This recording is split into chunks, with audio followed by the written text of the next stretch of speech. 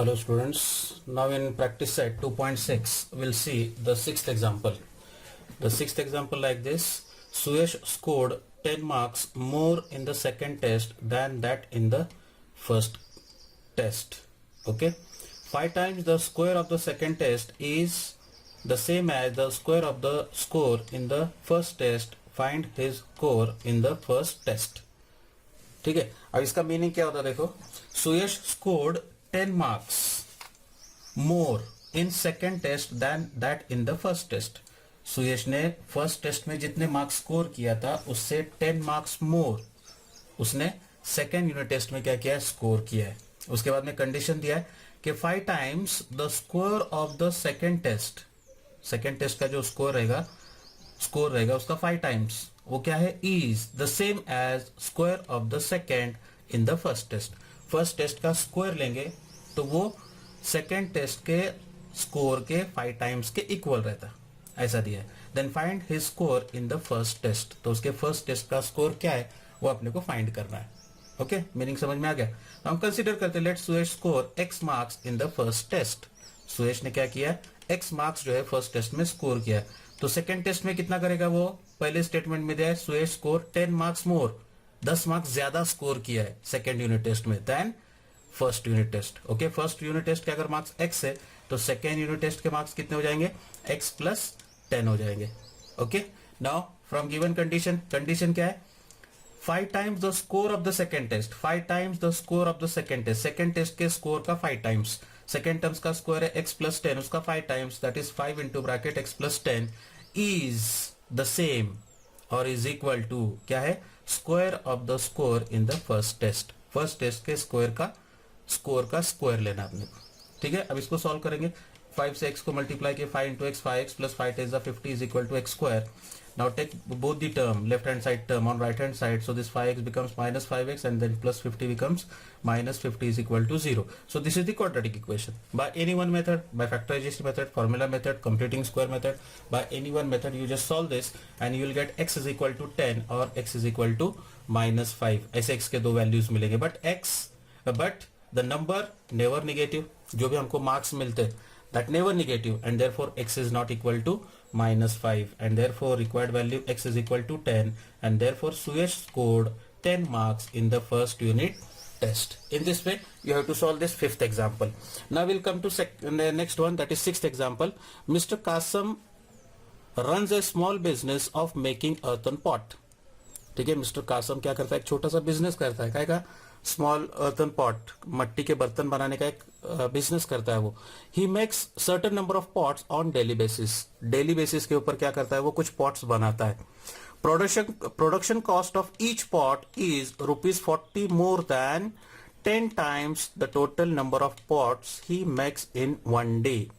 यानी क्या मतलब हुआ उसका, कि production cost of each pot, यानी हर पॉट का प्रोडक्शन कॉस्ट क्या रहता है, ये 40 rupees मोर रहता है, 40 rupees ज्यादा रहता है, किससे, 10 times the total number of pots he makes in 1 day. जितने उसने पॉट्स बनाया रहेगा उसके 10 times से 40 rupees मोर क्या रहता है, उसका प्रोडक्शन कॉस्ट रहता है. ठीक है, if the production cost of all pots per day is ₹600, पूरे दिन में जितना वो पॉट्स बनाता रहेगा उसका प्रोडक्शन कॉस्ट अगर 600 rupees आता रहेगा, then find the production cost of one pot and number of pot he makes per day.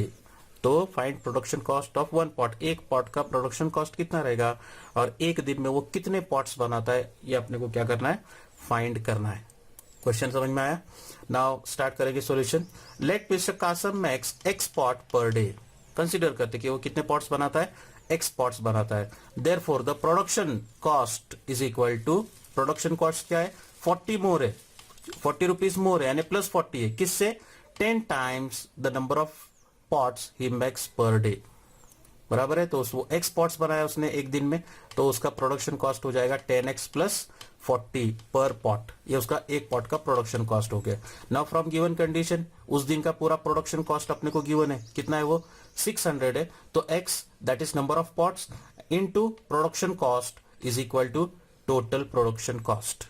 Okay, So you'll get x into 10x plus 40 is equal to 600. इसको multiply करेंगे x into 10x square plus 40x is equal to 600. Now all these numbers are divisible by 10. So whole equation divided by 10. So you'll get x square plus 4x plus is equal to 60. Okay. Or you can take it as minus 60 is equal to 0. Minus 60 is equal to 0. ये 600 है, divide करेंगे तो 60 बचेगा, उसको left side में लेंगे तो कितना बचेगा, minus 60. Now this is the quadratic equation. Now after solving this quadratic equation you will get x is equal to minus 10 और x is equal to 6. But the number of pots never negative. x क्या है, ये number of pots है, number of pots जो है वो negative नहीं रहेंगे, and therefore x is not equal to minus 10 and therefore x is equal to 10 and therefore Mr. Kasam makes 6 pots per day. कितना बनाता है वो, 6 pots बनाता है. And production cost per pot is equal to 10 into x, that is 6 plus 40. 10 6 are 60 plus 40, that is equal to 100 rupees. तो एक pot का cost जो है वो कितना है, 100 रुपीज है. तो वो हिसाब से 6 पॉट का कितना हो जाएगा टोटल, 600. और वही 600 अपने को यहाँ पे गिवन है. Okay, so in this way you have to solve those two examples. So students, from practice set 2.6 we'll see the 7th example. Pratik takes 8 hours to travel 36 downstream. Downstream बोले तो जो नदी का जो वाटर का जो direction रहेगा flow का, है ना, वो डायरेक्शन में 36 किलोमीटर क्या करता है, ट्रैवल करता है. And it takes 8 hours. ठीक है. And return to the same spot, जाना और वापस आना, ऐसा टोटल डिस्टेंस जो है वो 36 किलोमीटर कवर करता है. और कितना घंटा उसको लगता है, 8 hours लगता है. The speed of the boat in still water is 12 kilometre. Boat का जो स्पीड है स्टिल वाटर में वो कितना, it is 12 what. The speed of the boat in still water के अंदर बोट का स्पीड अगर 12 किलोमीटर पर आ रहा है तो अपने को वाटर का स्पीड कितना रहेगा वो फाइंड करना है. Okay. So we consider since the speed of boat in still water is 12 km per hour, ये अपने को given है. Let the speed of water is x km per hour. Water का जो स्पीड है वो x km per hour ऐसा consider करते हैं. Therefore speed of water upstream बोले तो कैसा रहेगा, ये जो भी वाटर का जो फ्लो रहेगा उसके अपोजिट डायरेक्शन में, तो वहां पे स्पीड क्या होगा, ये कम होगा, है ना.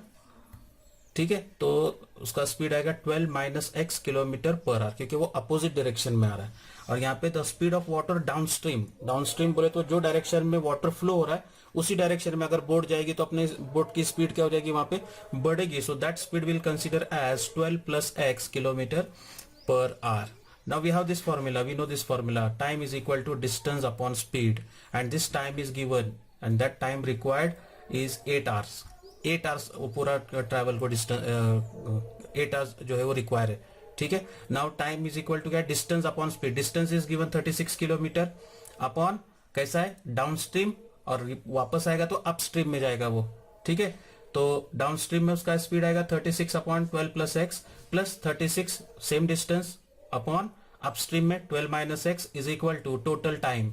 ये अपस्ट्रीम का टाइम, ये डाउनस्ट्रीम का टाइम, डाउनस्ट्रीम का टाइम और ये अपस्ट्रीम का टाइम, ये दोनों का टाइम मिला के टोटल 8 hours ये टाइम अपने को गिवन है पूरा टोटल ट्रैवलिंग का. ठीक है. Now from first two terms we take 36 common into bracket 1 upon 12 plus x plus 1 upon 12 minus x is left is equal to 8. Now here both denominators are different, we take cross multiplication, so 12 minus x plus 12 plus x upon 12 plus x into 12 minus x is equal to 8. So this plus x minus x get cancelled. What is left? 36, and 12 plus 12 it is 24. This 8 as it is, and this 12 plus x and 12 minus x, both brackets are in denominator. On right hand side it comes in the multiplication. Okay. Now this 8 is in multiplication. We take this 8 on left hand side, it comes in the denominator. So 8 ones are 8 threes are 36 threes are, it is 108 is equal to 12 square 144 minus x square. So x square, this minus x square on left hand side it comes plus x square is equal to 144 plus 108 becomes minus 108. So you'll get x square is equal to 36, and therefore x is equal to plus or minus under root of 36. To remove this square we take square root on both sides. So you'll get x is equal to plus 6 or x is equal to minus 6. But speed of water never negative. Okay, and therefore x is not equal to minus 6, and therefore the speed of the water is equal to x, that is equal to 6 kilometer per hour. So in this way you have to solve this seventh example.